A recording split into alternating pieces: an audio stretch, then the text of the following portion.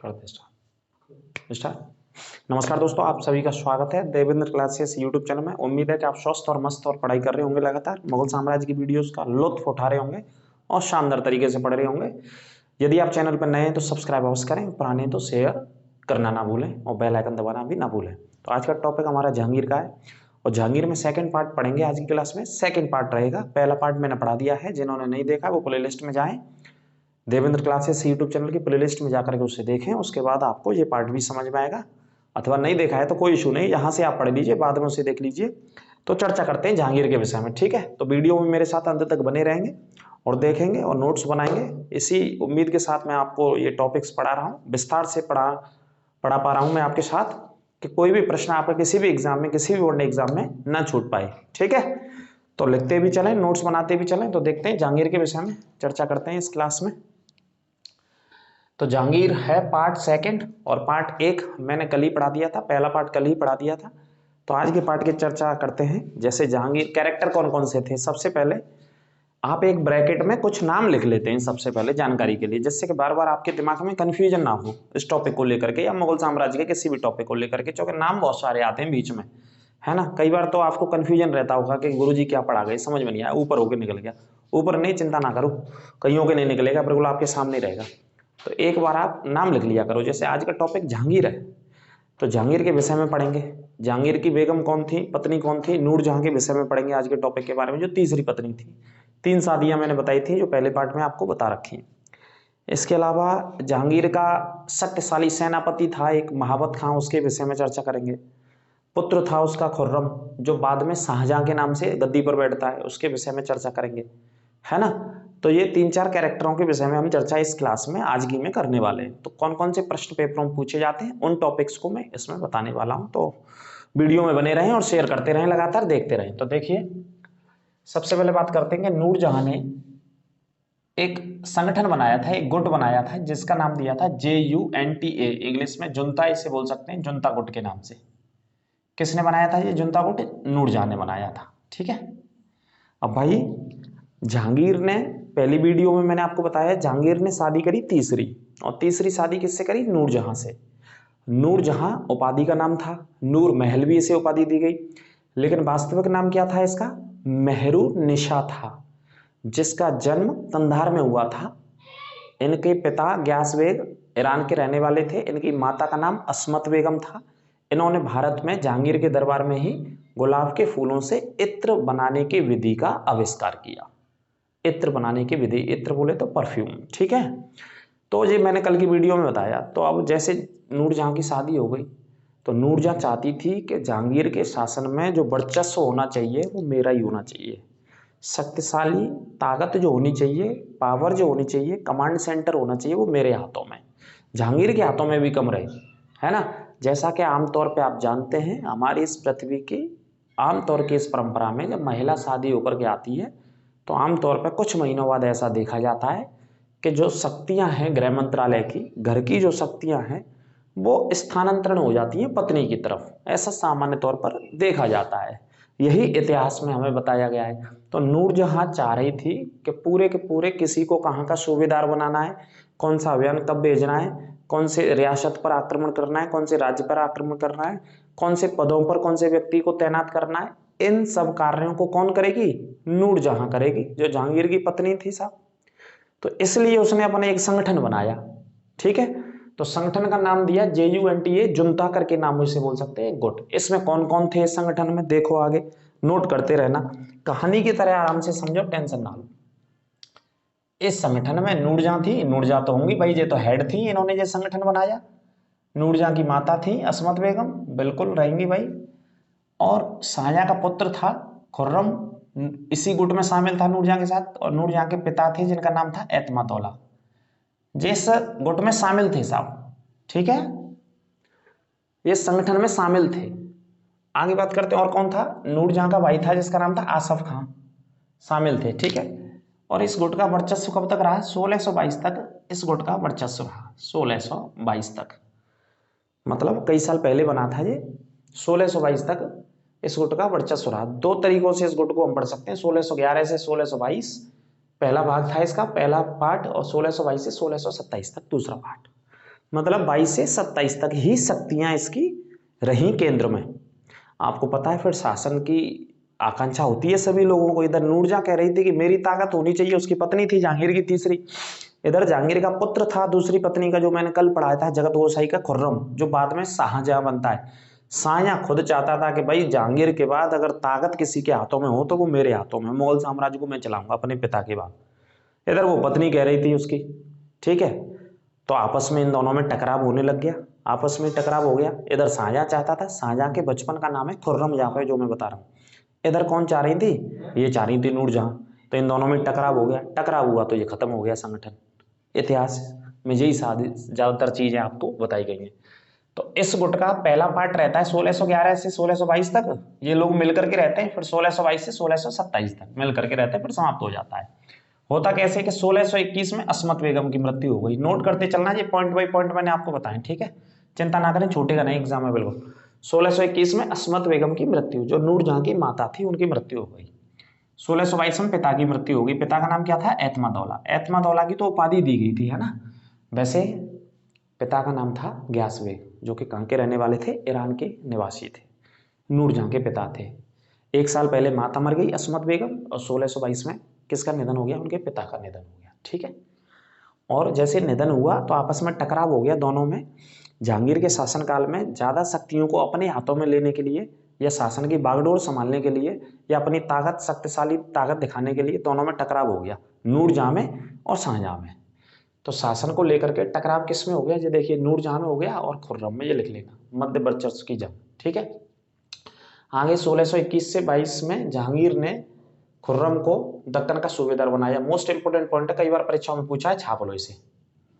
कई बार प्रश्न पूछा है, जहांगीर के शासनकाल में जो शाहजहां था या खुर्रम था बचपन का नाम, कहाँ का सूबेदार बनाया था जहांगीर ने।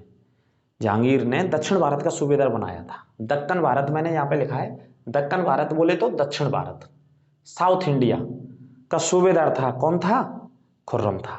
खुर्रम को वहां का चार्ज दे रखा था, किसने दे रखा था, जहांगीर ने दे रखा था, ठीक है। एक एक करके नोट करते चलो, टेंशन नहीं। 1623 में खुर्रम ने विद्रोह कर दिया जहांगीर के खिलाफ साहब, और अपनी सेना के साथ दिल्ली के निकट परवेज और मामद खां से युद्ध लड़ा, जिसमें वो हार गया। युद्ध तो लड़ा लेकिन हार गया। इन दोनों लोगों से युद्ध लड़ा था। दोनों लोगों में कौन कौन से थे, एक परवेज था और दूसरा मामद खान था, जो कि योग्य और शक्तिशाली सैनिक था, सेनापति था, किसका, जहांगीर का था। और दूसरा व्यक्ति कौन था, परवेज था, ठीक है, परवेज था। ये जहांगीर के दरबार में रहते, नूरजहां के दरबार में रहते थे, मान लीजिए। या परवेज जहांगीर के एक लड़के का ही नाम था, अलग पत्नी के लड़के का नाम था परवेज, और एक मावत खां उसका सेनापति था, ठीक है, जो कि नूरजहां का, माफ कीजिए, सेनापति था मावत खां, और ये उसका लड़का था। तो इन दोनों को भेजा किसे रोकने के लिए, खुर्रम को रोकने के लिए। खुर्रम दिल्ली की ओर आ गया था ताकत से, पूरी सेना को लेकर के चढ़ाई करने के लिए, कि अब दिल्ली रहेगी, दिल्ली नहीं रहेगी, नूरजहां नहीं रहेगी, अब शासन हमारा होगा। तो युद्ध होता है। इधर से परवेज और मावत खान थे, किसकी तरफ से आए, नूरजहां की तरफ से, जहांगीर की तरफ से। और नीचे से दक्षिण से कौन आया लड़ने के लिए, खुर्रम आया था, मतलब शाहजहां। तो 1623 में दिल्ली के निकट टकराव हुआ, इसमें खुर्रम हार गया। खुर्रम मतलब शाहजहां हार गया। हार गया तो दक्षिण भारत चला गया वो, और दक्षिण भारत में मलिक अम्बर एक प्रधानमंत्री थे अहमदनगर रियासत के, उनसे मदद मांगी, उन्होंने मदद नहीं दी तो बंगाल चला गया। बंगाल से मदद नहीं मिली तो बिहार चला गया। तो बिहार से अंततः इसे मदद मिल गई थोड़ी बहुत, दोबारा से इसने शक्तिशाली सेना बनाई, और फिर दोबारा दक्षिण भारत आया। फिर मलिक अम्बर जो अहमदनगर का प्रधानमंत्री था, उसने मदद कर दी खुर्रम की। खुर्रम ने फिर जहांगीर से माफी मांगी कि सब पिताजी गलती है गई, हमने नहीं लड़नो, हमने दिल्ली नहीं आनो, तुमने लड़वे का शासन की आकांक्षा लेके हमें माफ कर दो कैसे करके। अब जहांगीर ने माफ कर दिया अपने पुत्र को, शाहजहां को, कि चल ठीक है, गलती है, कोई बात ना, गलतियां होती रहती है, मानव से, व्यक्ति से गलतियां होती हैं, उनको माफ भी किया जाता है, ये इतिहास भी हमें बताता है, ठीक है। भगवान से नहीं होती, व्यक्ति से ही होती है, धरती पर रह रहा व्यक्ति।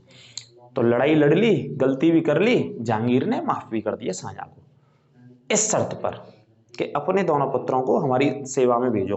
तो शाहजहां ने अपने दो पुत्र कौन कौन से, एक दारा सिको और एक औरंगजेब, जो शाहजहां के पुत्र है, आगे पढ़ाएंगे, कम आयु के थे, इन दोनों को जहांगीर के दरबार में सेवा के लिए भेज दिया, ठीक है। ये वाली कहानी यहां तक है। आपको जो अच्छा लगे कहानी में से वो भी नोट कर लीजिएगा। आगे बात करते हैं। जहांगीर ने क्षमा कर दिया, उसके बाद खुर्रम ने अपने दो पुत्रों को दारा सिको और औरंगजेब को दरबार में भेज दिया। ये मैंने लिखा भी है, नोट कर लो। खुर्रम, खुर्रम का मतलब शाहजहां। बार बार मैं खुर्रम बचपन का नाम बता रहा हूं, और ये उपाधि का नाम है, ये शाहजहां नाम नहीं था, ये तो उपाधि धारण करी थी, ठीक है। वास्तविक नाम तो खुर्रम था इसका, आगे बताएंगे आपको। तो इसके दो पुत्र कौन थे, एक दारा सिको जो कि बहुत विद्वान पुत्र था, इसके विषय में आपको बताऊंगा, इसके विद्वानता के बारे में, ठीक है। इसने उपनिषदों के और बहुत सारी धार्मिक हिंदू ग्रंथों के अनुवाद किए थे।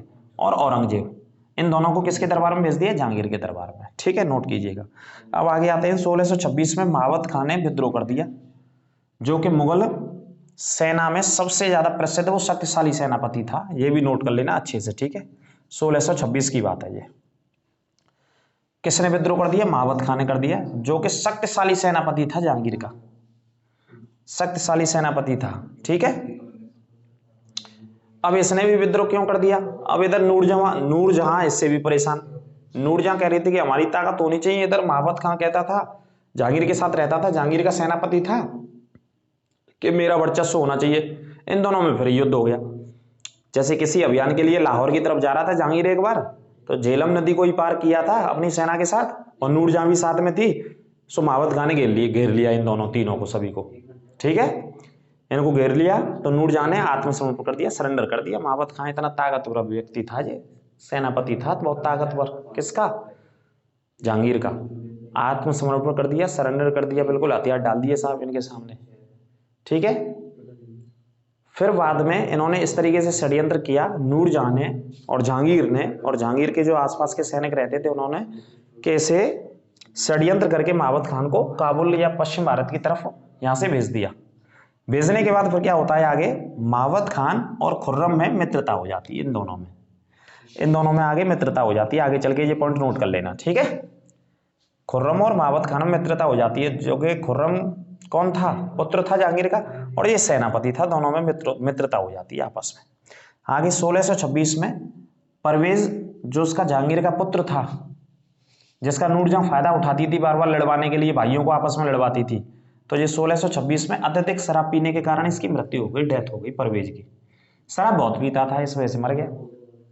परवेज जहांगीर का एक पुत्र था, जो कि अलग पत्नी का था, और नूरजहां उसे लड़वाती रहती थी आपस में, भाइयों को भाइयों से, जैसे खुर्रम को परवेज से लड़वा रही है ना, और आपस में लड़वा रही है अलग अलग लोगों को। तो ये शराब बहुत पीता था, शराब पीने की वजह से इसकी मृत्यु हो गई। किसकी हो गई, 1626 में परवेज की।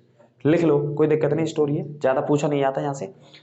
अब आगे बात करते हैं, जहांगीर ने 4 अभियान भेजे मेवाड़ को जीतने के लिए, जो कि मेवाड़, इससे पहले मैं पढ़ा के चला आ रहा हूं आपको कि मेवाड़ ने अधीनता स्वीकार अकबर की नहीं करी थी, और ज्यादातर रियासतों ने अधीनता स्वीकार कर ली थी, लेकिन मेवाड़ रियासत लगातार लड़ रही थी। महाराणा प्रताप लड़े थे, उससे पहले उदय सिंह लड़े थे, फिर महाराणा प्रताप के पुत्र लड़े थे अमर सिंह, है ना, लगातार युद्ध कर रहे थे, लेकिन अधीनता स्वीकार नहीं करी। तो मेवाड़ को जीतने के लिए जहांगीर ने 4 अभियान भेजे। कितने अभियान, 4 अभियान भेजे, नोट कर लेना। जहांगीर ने 4 अभियान भेजे, 1605 से 1615 के मध्य में 4 अभियान भेजे थे, किसे जीतने, मेवाड़ को। लेकिन मेवाड़ ने फिर भी अधीनता स्वीकार नहीं करी, ना अकबर की ना अकबर के पिता जहांगीर की अधीनता स्वीकार करी। 4 अभियानों के बाद देखो 4 अभियान कौन कौन से हैं। तो 1605 में परवेज और आसम खां के नेतृत्व में इनको सफलता नहीं मिली। एक आसफ खां गया जो नूरजहां का भाई था जे, और परवेज जहांगीर का पुत्र था, इन दोनों को भेजा था।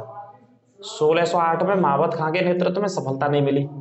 जैसे ही अभियान भेजता जहांगीर मेवाड़ को जीतने के लिए, तो मान के चलो दक्षिण भारत में या कहीं उत्तर भारत में कोई ना कोई दिक्कत हो जाती थी, फिर वापस बुलाने पड़ गई जहांगीर को जी।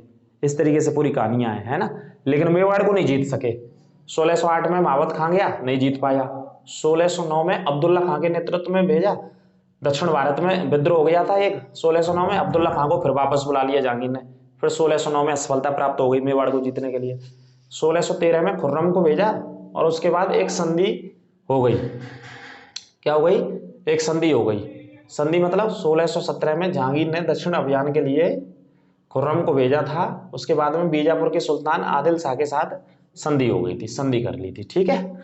ऐसे करके ये 3-4 अभियान भेजे, अलग अलग लोगों के नाम भी लिखे मैंने, वर्ष भी लिखी, चाहो तो आप नोट कीजिएगा, टेंशन ना लें। आपको डिटेल में विस्तार से जानकारी चाहिए तो मैं यहाँ पे दे रहा हूँ। इनके बीच में भी बहुत कहानियां हैं, वो तो कई बार बोर्ड बढ़ जाएगा, लेकिन मैं थोड़ा सा एग्जाम पॉइंट ऑफ व्यू के हिसाब से आपको लेकर के चल रहा हूँ, ठीक है। तो संधि हुई, लेकिन अधीनता मेवाड़ ने स्वीकार नहीं करी, ना अकबर की अधीनता स्वीकार की, न जहांगीर की अधीनता स्वीकार करी। 3-4 अभियान गए लेकिन फेल हो गए, असफल हो गए वो। ठीक है, मेवाड़ के लोगों ने, राजपूत शासकों ने, राजपूत राजघरानों ने पूरी ताकत के साथ और पूरी राजनीतिक कुशलता के साथ सामना किया, किनका? मुगलों का, लेकिन अधीनता स्वीकार नहीं की। अब बात करते हैं जहांगीर और यूरोप वासियों के संबंध के। ठीक है, हेडिंग डाल लेना जहांगीर और साथ में लिख लेना यूरोप वासी। यूरोप मतलब जो पश्चिमी देशों से आए, यूरोप वासी बोले तो पश्चिमी देशों से जो भारत में आए थे व्यापार करने। तो देखिए 17वीं सदी के अंत में, अब जहांगीर में क्या पढ़ रहे हैं हम, यही तो पढ़ रहे हैं 1617 1600। अब जहांगीर की मृत्यु कब होगी? 1627 में पढ़ेंगे, मृत्यु हो जाती है। तो 17वीं सदी चल रही है कि नहीं चल रही है? बिल्कुल चल रही है साहब 17वीं सदी। तो 17वीं सदी के अंत में भारत में व्यापार करने के लिए कौन कौन लोग आते हैं? पुर्तगाली आते हैं, डच आते हैं और अंग्रेज आए थे। ये लिख लेना, कब आते हैं ये? 17वीं सदी के अंत में। ठीक है, ये व्यापार करने आते हैं अंग्रेजों के देशों से भारत में। अब पुर्तगालियों का जो केंद्र था, व्यापारिक केंद्र, जो हेड ऑफिस था, वो गोवा था, ये लिख लेना। और जहांगीर ने अनुमति दी थी इनको चर्च बनाने की। तो कहाँ पे चर्च बनाए थे पता है? इन्होंने आगरा में बनाए थे चर्च, जहांगीर की अनुमति के बाद, और लाहौर में चर्च बनाए थे। किसने बनाए थे चर्च? पुर्तगालियों ने, है ना। और गोवा इनका सेंटर कमांड था 17वीं सदी में। कहने का मतलब ये है कि जब जहांगीर शासन कर रहा था उस समय ये भारत में व्यापार करने आ चुके थे और भारत के अलग अलग इलाकों में व्यापार कर रहे थे। और खासतौर पर वहाँ ये व्यापार करते थे जहाँ समुद्री किनारे हैं, वहाँ पर इनका कब्जा था। कई बार क्या करते, मुगलों के जहाज ने लूट लेते तो बड़ी दिक्कत होती। जहांगीर गुस्सा करते, अकबर गुस्सा करता था। और इन जिन जिन लोगों के दरबार में शासन कालों में ये थे, एक बार 4 जहाजों को लूट लिया मुगल सेना के, जो कि समुद्र के किनारे होकर के जा रहे थे। तो जहांगीर ने प्रतिबंध लगा दिया था, सभी गिरजाघरों को बंद कर दिया था, इनके सारे धर्म प्रचारकों को बंद कर दिया था, क्योंकि अच्छा मक्कारी कर रहे हो हमारे देश में आके, हमारा देश इन द सेंस ऑफ हमारे शासन काल में आके मक्कारी कर रहे हो और हमारी जहाजों को लूट लेते हो जो व्यापार के लिए जा रहे हैं अरब सागर के माध्यम से एक स्थान से दूसरे स्थान पर। पानी के जहाजों में सामानों को भेजा जाता था यहाँ से मुगलों के द्वारा, उनको पुर्तगाली लूट लिया करते थे। कई बार ऐसा देखा गया, लिखा गया इतिहास में, है ना। तो जहांगीर ने रोक भी लगा दी थी इन चीज़ों को देखकर। अब देखो इंपॉर्टेंट बात क्या है यहाँ पे, वेरी इंपॉर्टेंट। 1608 में इंग्लैंड के राजा जेम्स प्रथम के दूत के रूप में, इंग्लैंड का राजा कौन था? जेम्स प्रथम। जेम्स प्रथम के दूत के रूप में कौन आता है? कैप्टन हॉकिंस आता है भारत आया था। और हॉकिंस क्या जानता था? फारसी भाषा और तुर्की भाषा बहुत अच्छी जानता था, लिख लेना। कैप्टन हॉकिंस 1608 में आया, उस समय इंग्लैंड के राजा थे जेम्स प्रथम। और 1608 में शासन किसका था? जहांगीर का था भारत में भाई साहब। ठीक है, 1605 में अकबर का निधन हो गया, उसके बाद जहांगीर शासन में बैठता है। जहांगीर के बचपन का नाम सलीम था, जो पहली वीडियो में पढ़ा चुका हूँ, सारी चीज़ों को देख लीजिएगा। तो 1608 में व्यापार के लिए इधर आता है, जहांगीर से अनुमति लेता है व्यापार की। किसके दूत के रूप में? राजा जेम्स प्रथम, जो कि इंग्लैंड के राजा थे, उनके दूत के रूप में 1608 में। 2 भाषा सबसे अच्छी जानता था, 2 भाषा। कौन सी 2 भाषा जानता था? एक फारसी जानता था, एक तुर्की जानता था। इन्हीं दोनों भाषाओं का प्रचलन सबसे ज़्यादा मुगलों में था। इवन फारसी भाषा का सबसे ज़्यादा प्रचलन था। ठीक है, तुर्की का भी उल्लेख है, जैसे बाबरनामा तुर्की में लिखा है बाबर ने। और मुगलों की बोलचाल की भाषा, लिखने की भाषा, अदालत की भाषा या राजकीय भाषा जो मुगलों की थी वो कौन सी थी? फारसी भाषा। फारसी लैंग्वेज में ही उनको लिखना पढ़ना सारी चीज़ें फारसी लैंग्वेज में ही करनी होती थी, वो उनकी खुद की भाषा थी, लैंग्वेज बोल सकते हो। तो फारसी भी जानता था और तुर्की भी जानता था हॉकिंस। नोट कर लेना, जहांगीर ने हॉकिंस को 400 मनसब, ये ब्रैकेट में लिख लेना, 400 मनसब का पद दिया। 400 मनसब, मनसब का मतलब पद देना होता है सेना में, मनसब मीन्स पद। 400 500 1000 जैसे जिस संख्या होती है उसके हिसाब से बड़ा पद रहता है मुगलों में। ठीक है, 400 मनसब का पद दिया और उपाधि दी। फिरंगी खान की उपाधि दी एक, और दूसरी उपाधि इंग्लिश खान की उपाधि दी। ठीक है, और 3 वर्षों तक मुगल सेना में इसने सेवा दी। 3 वर्षों तक मुगल सेना में इसने सेवाएं दी। किसने सेवाएं दी 3 वर्षों तक मुगल सेना में? माफ कीजिए, 3 वर्षों तक मुगलों की सेवा में रहा, हॉकिंस रहा। 1608 में आया, 9 10 11 तक रहा और उसके बाद में वो चला गया वापस। 1612 में पॉल कैनिंग आया, ये दूसरा यात्री था पॉल कैनिंग। तथा 1615 में विलियम एडवर्ड यात्री आया था। इन्हें लिख लेना, ये सभी यात्री जहांगीर के दरबार में आए थे। लेकिन सबसे इंपॉर्टेंट काम किया 1615 में टॉमस रो जेम्स प्रथम का पत्र लेकर के आया। जेम्स प्रथम उस समय का राजा ही था वहां का, पत्र लेकर के आया और एडवर्ड टेरी के साथ जहांगीर के दरबार में उपस्थित हुआ। एडवर्ड टेरी कौन था? ये पादरी था ईसाई धर्म का, एडवर्ड टेरी लिख लेना। 1615 में टॉमस रो, जो कि एक अंग्रेज यात्री था, इंग्लैंड से आया, किसके दूत के रूप में? जेम्स प्रथम के एक पत्र लेकर के आया जो उसने जहांगीर के लिए लिखा था, व्यापार को लेकर के कि हमारे लोगों को व्यापार की अनुमति दी जाए। कहाँ पे? भारत में। किसने लिखा? इंग्लैंड में बैठे हुए राजा ने। और उस पत्र को लेकर के कौन आया? Thomas Roe. ठीक है। और एडवर्ड टेरी पादरी था, इसके साथ दरबार में उपस्थित होता है। ये पॉइंट नोट कर लेना। और भारत में अंग्रेजन ने पहली व्यापारिक फैक्ट्री जहांगीर की अनुमति के बाद खोली। इस पॉइंट को नोट कर लेना। पहली व्यापारिक फैक्ट्री, पहली व्यापारिक कोठी, पहला व्यापारिक कारखाना सूरत में खोला गया। सफलतम कारखाना था ये। 1613 में सूरत में खोला गया। पहला कारखाना था ये अंग्रेजों का जहांगीर की अनुमति के बाद। नोट कर लेना, सूरत में खोला था। सूरत एक बंदरगाह भी है जो कि अरब सागर के किनारे है, गुजरात में स्थित है। ताप्ती नदी इसके किनारे से होकर के बहती है। ठीक है। और सूरत में एक बहुत महत्वपूर्ण मॉडर्न हिस्ट्री में पढ़ते हैं, एक सम्मेलन हुआ था वर्ष 1907 में, जिसकी अध्यक्षता रास बिहारी घोष ने की थी। इस अधिवेशन में कांग्रेस का 2 हिस्सों में विभाजन हो गया था। इसी वजह से इसे कांग्रेस का विभाजन भी पढ़ लेते हैं, सूरत फूट भी पढ़ लेते हैं, या वगैरह वगैरह बहुत सारे क्वेश्चंस पढ़ लेते हैं कि कांग्रेस कब टूटी, कांग्रेस में कब फूट हो गई, कांग्रेस का विभाजन कब हो गया। 1907 सूरत अधिवेशन, अध्यक्षता रास बिहारी घोष। और नदी बहती है ताप्ती, जो कि बैतूल जनपद मध्य प्रदेश में मुल्ताई नामक पहाड़ियों से निकल करके पश्चिम भारत में नर्मदा के बाद दूसरी सबसे लंबी नदी है, जो रिफ्ट घाटी बनाते हुए बहती है और अरब सागर में गिर जाती है, खम्मात की खाड़ी में गिर जाती है। ठीक है। आगे बात करते हैं। हिंदुओं को भी अपने दरबार में जहांगीर रखता था। किनको रखता था? हिंदुओं को। तो हिंदुओं माफ कीजिए, न्याय देने के लिए एक व्यक्ति रखा, श्रीकांत। श्रीकांत नामक एक हिंदू को जज के रूप में नियुक्त किया। श्रीकांत नामक एक हिंदू को जज के रूप में नियुक्त किया। किसने? जहांगीर ने नियुक्त किया। ठीक है। अब जहांगीर देखो त्योहार भी मनाता था, रक्षाबंधन, दिवाली, होली, दशहरा और महाशिवरात्रि। ये त्योहार लिख लेना। जहांगीर इन त्योहारों को भी मनाता था, है ना। अब इस तरफ थोड़े से और पॉइंट और मैं आपको बता देता हूं, क्योंकि आपको पता है मुगल साम्राज्य के टॉपिक बहुत बड़े हैं, लंबे हैं, तो कवर नहीं हो पाते भाई साहब एक बार में। इस वजह से कुछ और एक पॉइंटों को आप देख लीजिए। 3-4 पॉइंट इंपॉर्टेंट है। जैसे जहांगीर दिवाली के दिन, पॉइंट बना के लिखना, जहांगीर दिवाली के दिन जुआ खेलना पसंद करता था। ये भी उसकी आदत थी, जुआ खेलना पसंद करता था। ठीक है। दिवाली के दिन क्या खेलता था? जुआ खेलता था जहांगीर दिवाली के दिन, है ना। पंजाब और गुजरात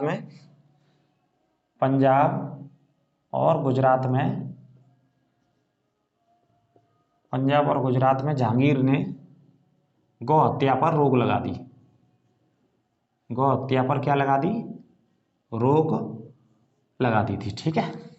दोनों राज्यों में, पंजाब में और गुजरात में। लिख लो कुछ मोस्ट इंपोर्टेंट पॉइंट है।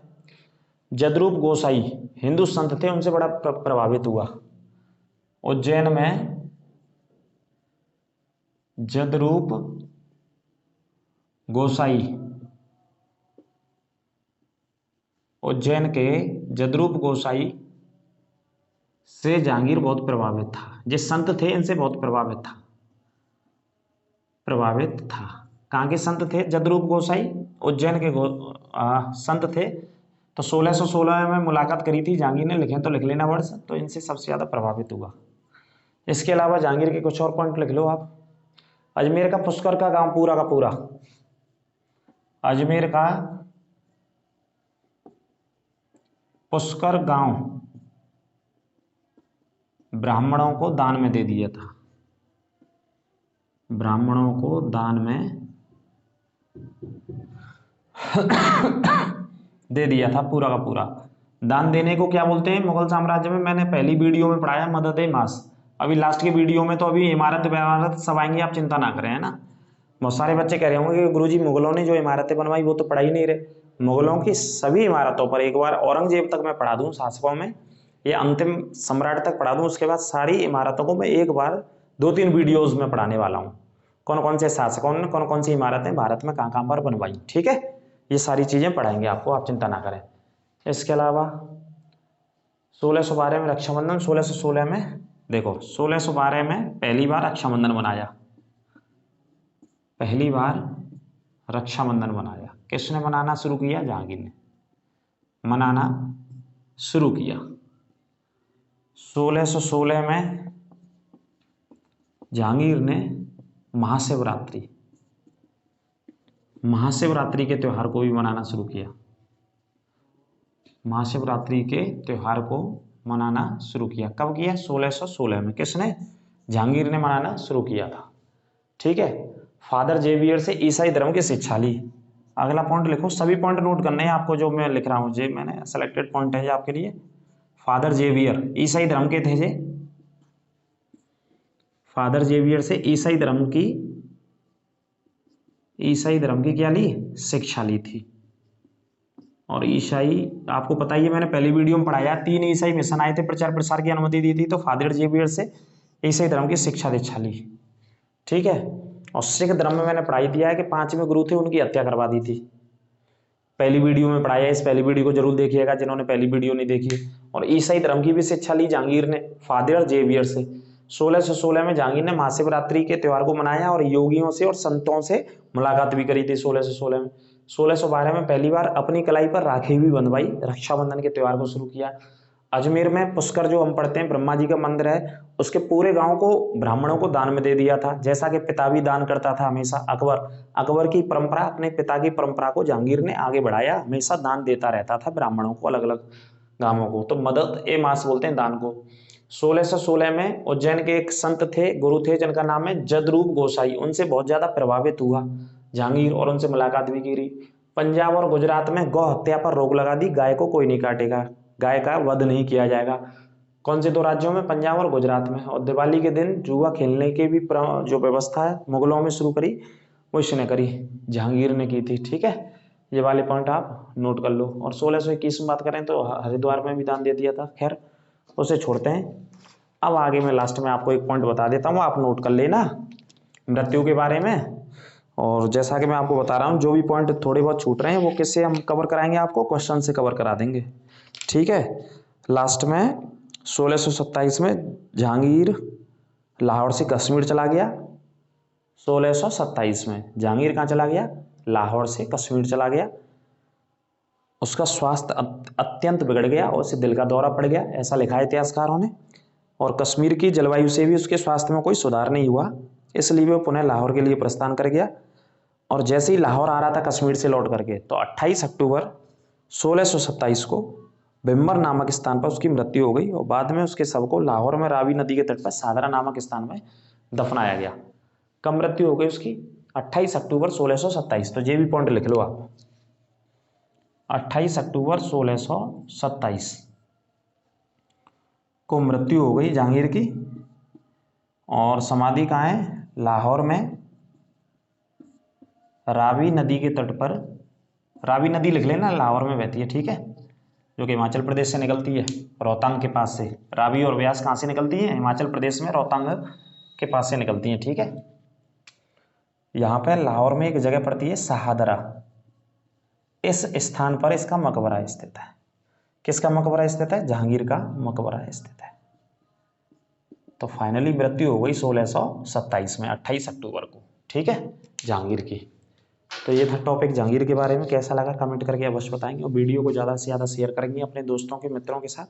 जैसा कि आपको पता है, कोई चार्ज नहीं है, कोई पैसा नहीं है, बिल्कुल निःशुल्क कोर्स आपको जीएस का मेरे द्वारा पढ़ाया जा रहा है। चाहे आप यूपी पुलिस के लिए पढ़ लीजिए, एसआई के लिए पढ़ लीजिए, किसी भी और अन्य भर्तियों के लिए, अन्य वनडे एग्जाम्स के लिए आप पढ़ सकते हैं और नोट्स बना सकते हैं। उम्मीद है कि आपका प्रश्न बिल्कुल नहीं छूटेगा, ये गारंटी है हमारी। जो भी मैं टॉपिक लेकर के चल रहा हूँ, संवैधानिक क्लासेस आपको बहुत जल्दी मिलने लग जाएंगी। ये मुगल साम्राज्य की क्लास है आज की। इसके बाद अगला टॉपिक हम साया के बारे में चर्चा करेंगे। एक एक करके सभी टॉपिक्स को खत्म कर लेंगे, फिर लास्ट में जो प्रश्न इनसे पूछे गए हैं उन प्रश्नों का पूरा मिश्रण आपके लिए लेकर के आएंगे। चाहे 100 क्वेश्चन हो, 150 हो, 200 हो, चाहे कितने भी क्लासों में बने, आप चिंता ना करें। पूरी ईमानदारी और शिद्दत के साथ आप यूं ही मेहनत करते रहिए, आपको एक दिन सफलता अवश्य मिलेगी। क्योंकि सफलता का आप सोचें, शॉर्टकट कुछ नहीं होता भाई साहब, हमारे हिसाब से एक दिन में नहीं मिलेगी, लेकिन एक दिन अवश्य मिल जाएगी। और शॉर्टकट तो बिल्कुल नहीं होता, चाहे बिजनेस हो, चाहे पढ़ाई हो, चाहे कोई काम हो, आप अनवरत रूप से, आप लगातार रूप से मेहनत आप करते रहेंगे, नेगेटिव चीज़ों को दूर छोड़ करके, है ना। क्योंकि विचार जीवन में आते हैं, नेगेटिव भी विचार आएंगे आपके दिमाग में, पॉजिटिव भी आएंगे। बच्चों के बहुत सारे क्वेश्चंस होते हैं कि सर आप जब पढ़ते थे तो विचार आते थे कि नौकरी लगनी है कि नहीं लगनी है, कि नौकरी कब लगेगी, कैसे लगेगी। ये सभी की पॉलिसी, सभी की मेंटलिटी रहती है, ये साइकोलॉजी है, हमारा मनोवैज्ञानिक है जी, अंदर से आते हैं ये प्रश्न हमारे, है ना। ये ऐसा नहीं है कि मेरे अंदर नहीं आ रहे हैं, कि किसी और व्यूअर्स के या सब्सक्राइबर्स या भैया के किसी बच्चे के अंदर नहीं आ रहे हैं, सभी के अंदर आते हैं। लेकिन आप पूरी ताकत से, पूरी शिद्दत से, पूरी मेहनत से आप अपना फोकस वहीं पे रखो। जैसे घोड़े के वो लगे रहते हैं ना, तो घोड़े को सिर्फ वो अपना रास्ता ही दिखता है, इधर उधर नहीं दिखता है। इस वजह से आप भी अपना पूरा फोकस ऑन योर स्टडी, सिर्फ टारगेट पे रखिए, एम पे रखिए। जैसे अर्जुन ने जब तीर मारा था तो अर्जुन ने किसे देखा था? आपने जो तो बचपन में कहानियां पढ़ रखी थी, पूरी मछली को नहीं देख रहा था, वो सिर्फ आंख को देख रहा था। तो आपको भी आंख देखनी है, आपको भी अपना टारगेट देखना है, आपको भी अपनी पढ़ाई देखनी है। तो आप डूब के पढ़ाई करो बिल्कुल की, है ना। कैसे पढ़ाई करेंगे? डूब के पढ़ाई करेंगे। जैसे आपने कहावत सुनी होगी, आग का दरिया है डूब कर जाना है। डूब नहीं जाना है, डूब कर जाना है, आग का दरिया है जी, ठीक है। तो स्वस्थ रहिए, मिलते हैं ब्रेक के बाद, अगली क्लास में आपसे मुलाकात करेंगे। तब तक के लिए मस्त रहिए, स्वस्थ रहिए, नमस्कार।